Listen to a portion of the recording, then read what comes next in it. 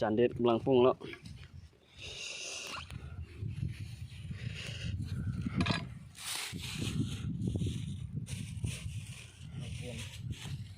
ตัวเอามาเนี่ยเสียหาย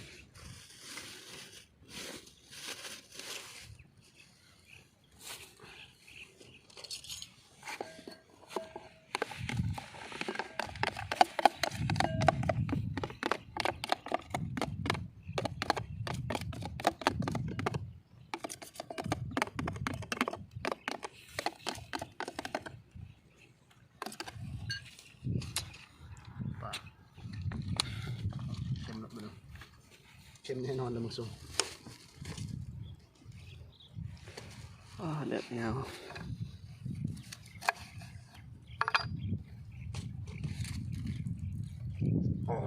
กิดจับข้นไปเนี่ย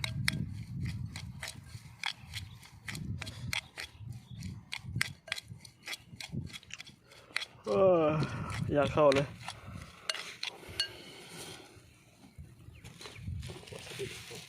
รับกินข้าวครับ ปิ้งปลา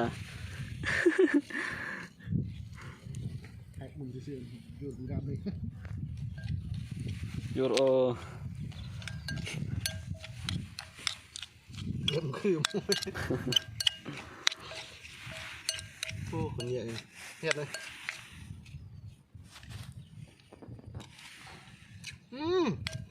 เข้าป่ะสุดยอดป่ะเป็นตัวดิบมันเอาชิมมาดูสันแซ่บกว่านี้บ่มีอีกละหมดโลกมันจะซ้ำนี่น่ะแซ่บข้าวหมอกจ้างมาดิโอ้ยนี่เนาะเรื่องนี้เข้มเนาะออกเด็กน้อยเตะศพเตะปากเลย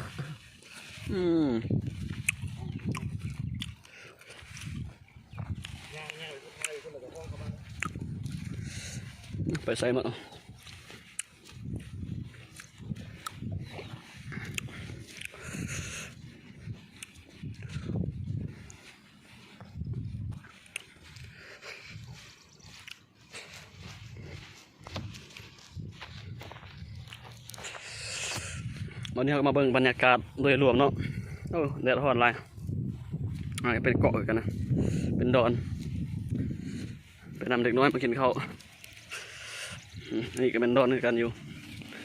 จะมีประชาชนเนาะมาเฮ็ดส่วนปลูกผักปลูกมีส่วนที่ว่าตอนนำรถลงเนาะตัวนี้เป็นบ่อตู้เป็นเทียงบ่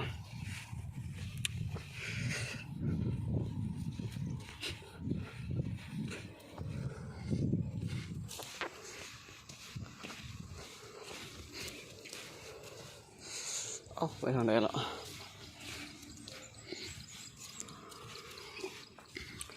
บรรยากาศโคตรดีเลย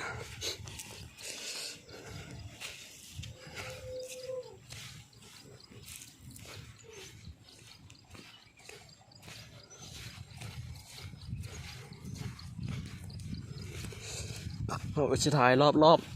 แถวเกาะนี้ให้เบิ้ง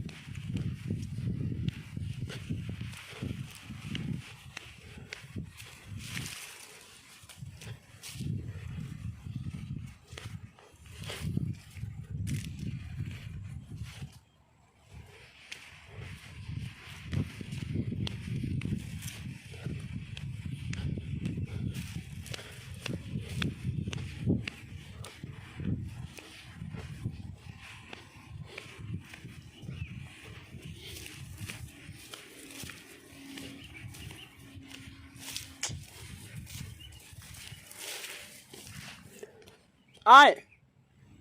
ไอ้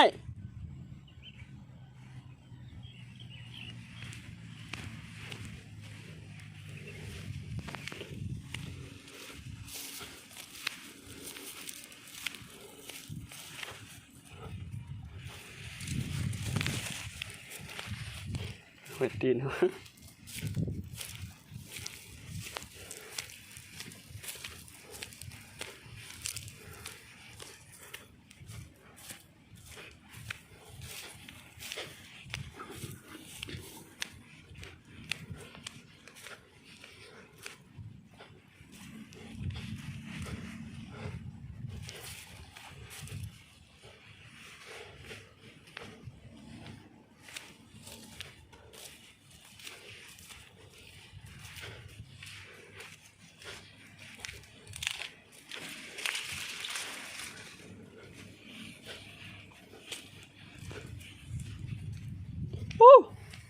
ไปใช่มัน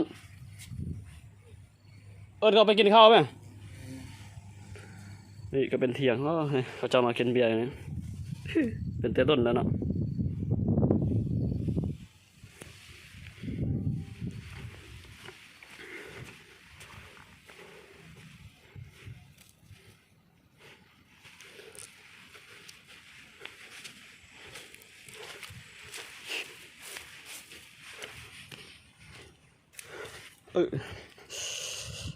เวียดนาม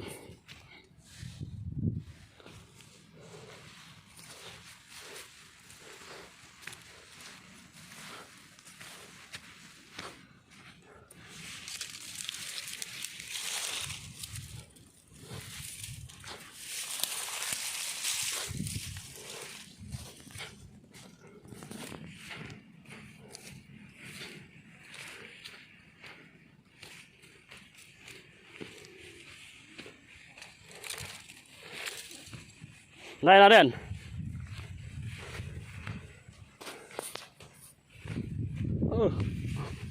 อย่างอ้อมไปอ้อมมาได้ป่ะป้ากินข้าว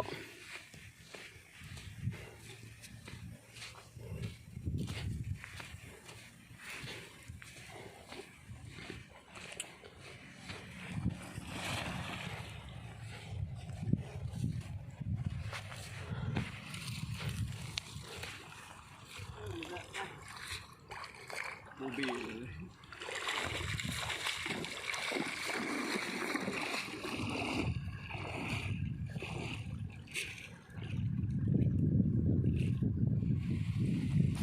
สามเหลี่ยมครับ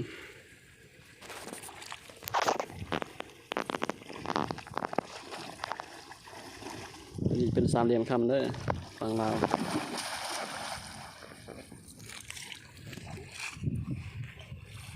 ไปกินข้าวหิวแล้ว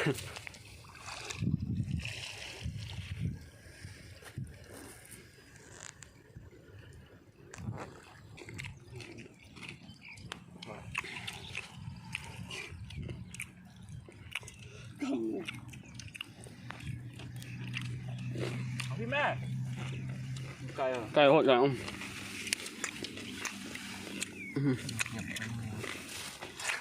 ไก่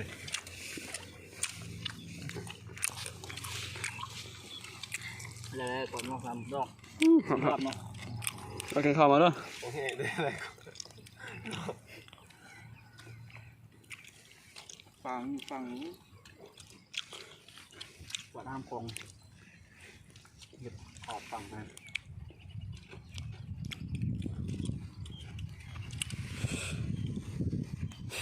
จริง เปรี้ยวเจียว กินบุบดแล้วเนี่ยไป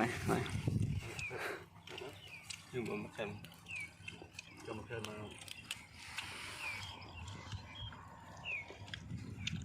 แซ่บดอกกินโดนเนาะ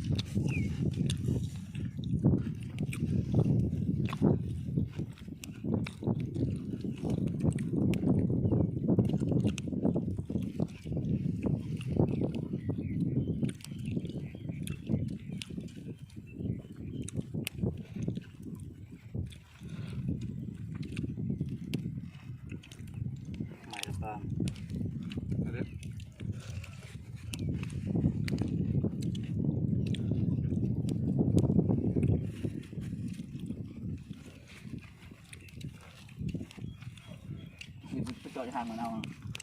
ทางมันทางมันฟังไงเมื่อกี้